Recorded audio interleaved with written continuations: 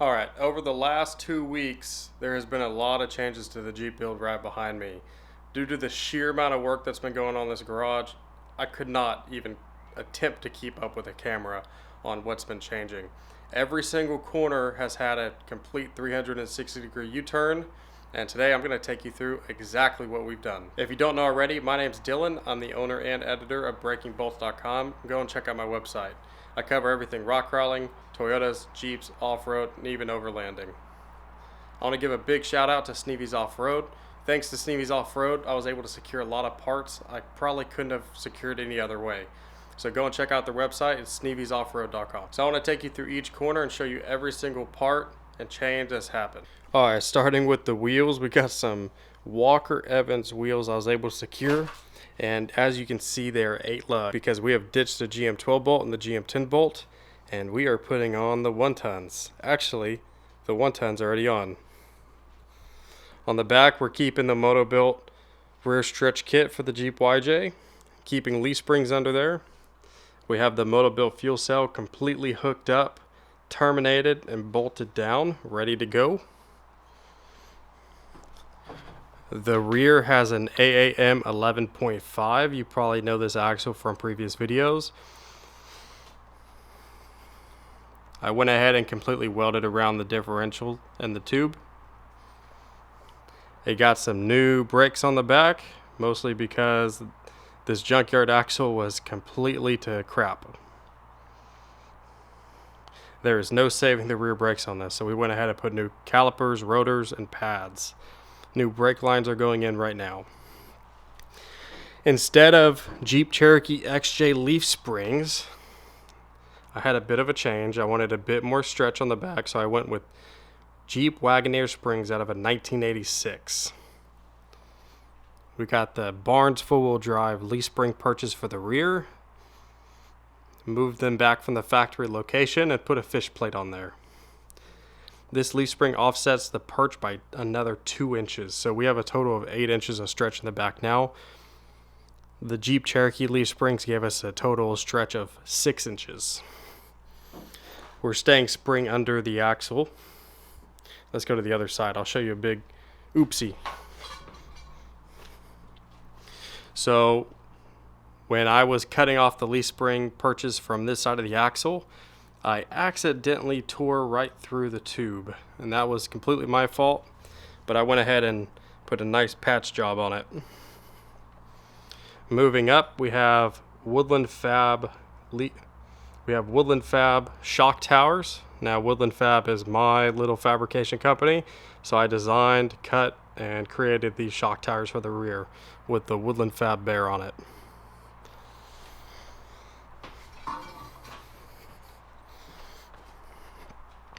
You can see on this side too, the Woodland Fab bear. The rear shock towers are facing backwards, and I have the same shock towers being cut and made for the front, and those Woodland Fab bears will face forward. These shock towers are 16 inches tall, 14.5 inches from the bottom to the center of the bolt hole there. The shock towers on the front are going to be 22.5 inches tall and 19.5 inches from the bottom to the center of the bolt hole. We have the front axle mounted up with the 40-inch Pro Comp tire and the Walker Evans 17-inch wheel. The front axle is a AAM 9.25. We have the Barnes four-wheel drive 3-link frame side kit. That's all welded on for the driver and passenger side.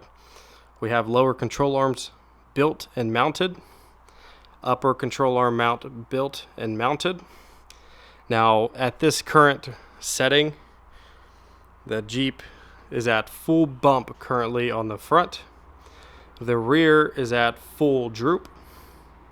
So with the front being at full bump, I designed all the steering to clear and achieve a 4.5 inch stretch on the front. So that gives this Jeep a total stretch of 106 inch wheelbase. At ride height, At ride height, these lower control arms will be at 10 degrees and the upper control arm will be at 0 degrees. Move on to the steering.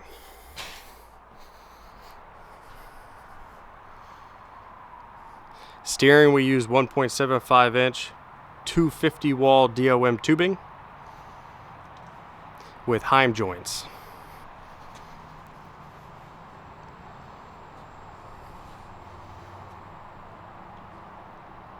I was able to keep the factory gearbox without any clearance issues on that 4.5 inch stretch on the front. And we have Artec offset Heims for the tie rod.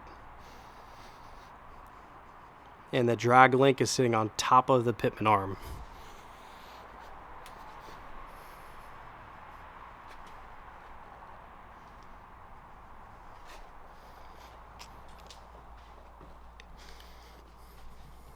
So you probably know already, it is possible to use a Chevy Astrovan gearbox on the front of a Jeep YJ. You just lose one mounting hole on the front and it causes no issues. But other than that, it's a direct bolt on. All the power steering lines plumb right in. You throw the pitman arm on and it faces forward instead of backwards like you just saw. That's a good thing when you're trying to stretch, because a lot of times when you stretch the front axle, you have a lot of clearance issues with your tie rod, with your front differential cover, things like that. I tried to put one on the front of this build here. I secured one and it just did not work. It put my drag link way in the front. I could not get the angle anywhere remotely close to correct without having a huge obstruction with my radiator and the upper control arm mount hitting the radiator. It was not worth the effort, especially when I was able to achieve 4.5 inches of stretch in the front, which is perfect at a 106 inch wheelbase. I just left it like this. So with a AAM 9.25 on the front, you are able to get 4.5 to 5 inches of front stretch with this axle, just the way the way the spindles are designed and how everything mounts up. And the rear axle, it's not a common axle at all. It's the axle after the GM 14 bolt. It's the same design. It's a full float axle. It has 11.5 inch ring gear instead of a 10.5 inch ring gear, and it has all of the great characteristics of a 14 bolt axle, but this one has 4 inch axle tubes, 11.5 inch ring gear, and it's much stronger. It has 30 spline axle shafts.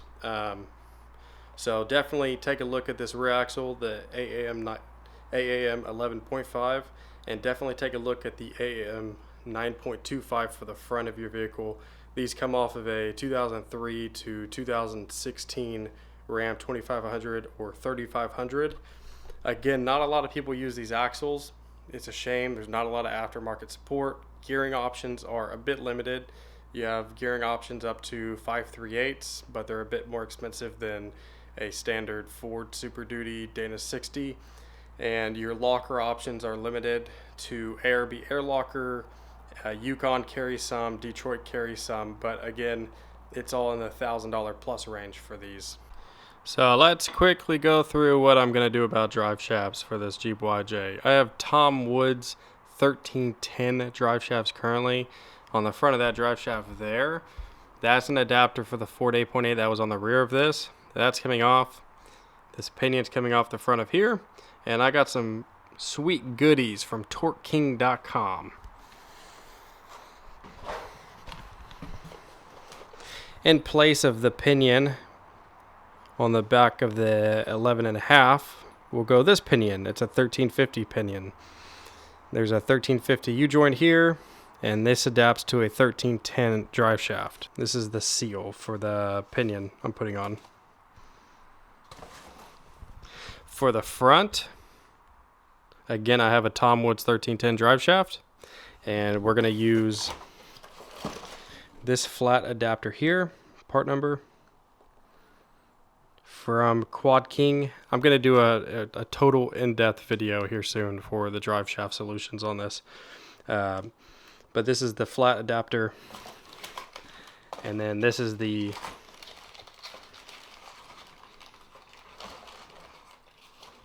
if I can get it out,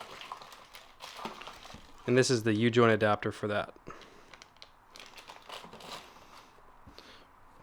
Part number here. Alright, so shocks for the rear of the Jeep. I went with Fox 11-inch nitrogen shocks. I got a great deal on Facebook Marketplace for these, $150 for the pair instead of the $180 a piece new. Now here are the front shocks I found a great deal on. I want to be extremely careful with these. These are Fox 2.5 air shocks. They're 12 inches in travel. They have a compressed length of about 22.5 to 22.63 inches, and fully extended they're about 33 inches.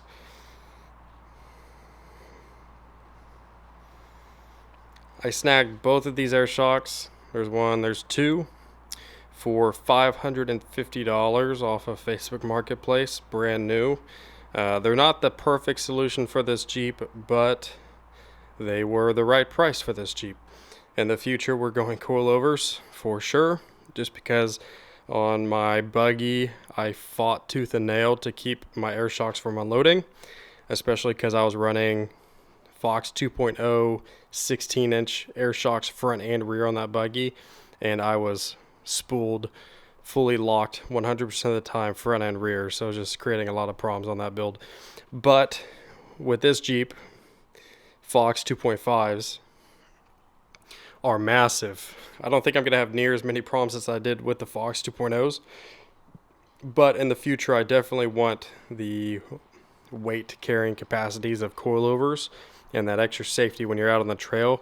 If you blow one of these shafts out, you're not going to have a problem getting back to the trailer. Again, great deal. They do present a bit of a packaging issue. That's why I have some very long shock towers being created. For the front, I have to cut through the fender well to get them on there. But at the end of the day, I think this is a great option for now. So this was just a quick and dirty update on this Jeep build. I got some videos coming up I've been working on. They take a lot of time to create. I'm not full-time at this. I work full-time. I got a wife and kids. So just bear with me. I got some cool videos coming out, some technical guides coming out, things like that. Again, check out my website, breakingbolts.com. Check out Sneevy's Off-Road, because he has a lot of parts at great prices on that website. Watch out in the future for woodlandfab.com. I have a lot of parts I've been creating, designing, prototyping, and doing a lot of R&D on. I have a couple Jeep bumpers, and then I have the shock towers you saw in this video, front and rear, the 22-inch ones and the 16-inch versions. And I have some axle trusses and control arm mounts, things like that. Watch out for that. My next video, I'll give you an update on woodlandfab.com.